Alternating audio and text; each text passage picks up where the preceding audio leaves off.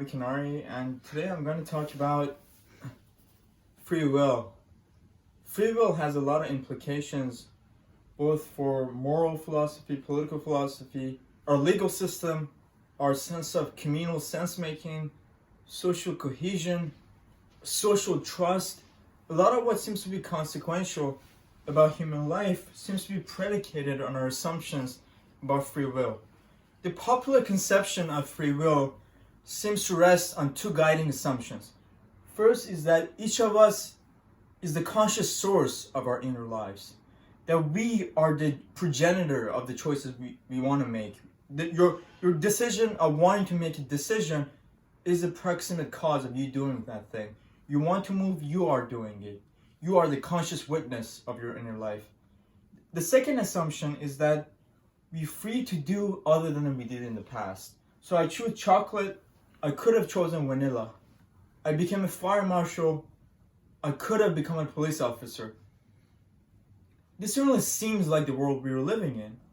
And the problem is that many philosophers and scientists alike have offered various ideas as to why this free will is an illusion and doesn't correspond to any subjective facts about us. The first argument is that it's basically the iron law of determinism. The idea that once we catch sight of these wider net of causalities, the events that precede our childhood and beyond, the basis for blaming for people for the choices they made seems to evaporate. Take a generic serial killer. His choice to commit his last murder was determined by biological events in his mind. The environmental effects of bad genes, bad childhood, the night of lost sleep. These events precede any conscious choice. To say that he's really a serial killer is to catch sight, when we catch sight of this wider net of causalities, the events that precede his childhood, the basis for blaming him seems to evaporate. Once we catch sight of a stream of causes in which these events precede any conscious behavior, that would be exculpatory. Then we would view him, the individual, as just a victim of biology, and our moral intuitions will shift automatically. Now take this to the bigger scheme of things, how each individual actor in a functional society is a product of our past, our environment, our interactions with people and ideas and events that seem to determine the microstructure of our nervous system. You're no more free to do what you want than you are for your height or your birth into this world. So this problem, this iron law of determinism, poses a lot of questions about our intuition about free will. Well, this is the idea of determinism, that events could be preceded indefinitely to the past, and there's no true locus of autonomy and agency. But there are also other arguments with respect to free will. Free will is problematic even in subjective terms. Daniel Dennett, the philosopher and cognitive scientist, have disseminated this notion that the subjective experience of free will is problematic because you don't choose to think what you think. Arthur Schopenhauer famously said, "A man can do what he wills, but he cannot will what he wills." We don't think before we think, do we? We don't.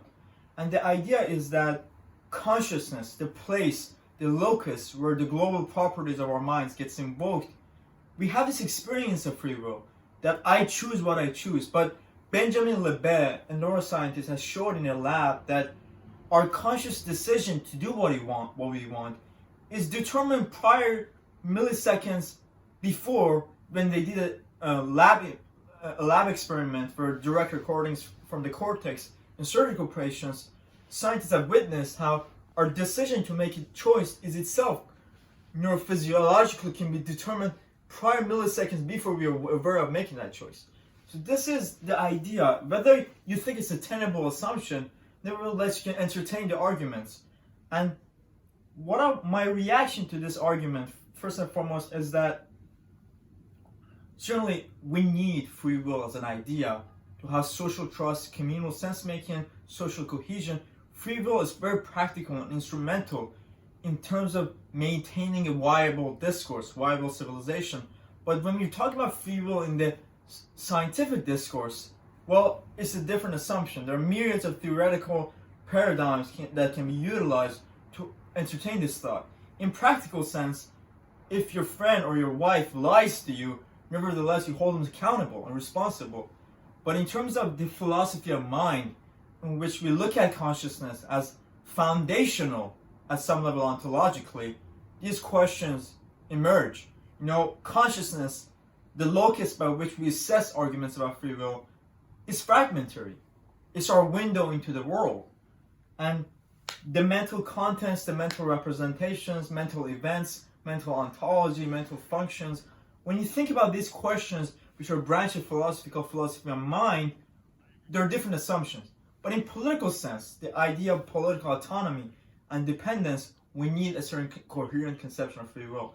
In order to keep our society functioning and viable, we need a coherent and unitary conception of free will.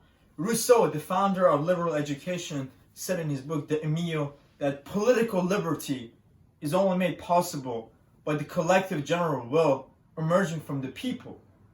And the individuals occupy a special realm in society. And we need, in order to keep a viable civilization, we need a certain coherent account of free will. So these are the arguments I've provided with respect to free will, which it has created a birth of culture wars once we think it's an illusion, because it's very problematic if the scientific community ever to declare free will as an illusion. Thank you very much. This is Derek Abikinari talking to you about free will. Thank you.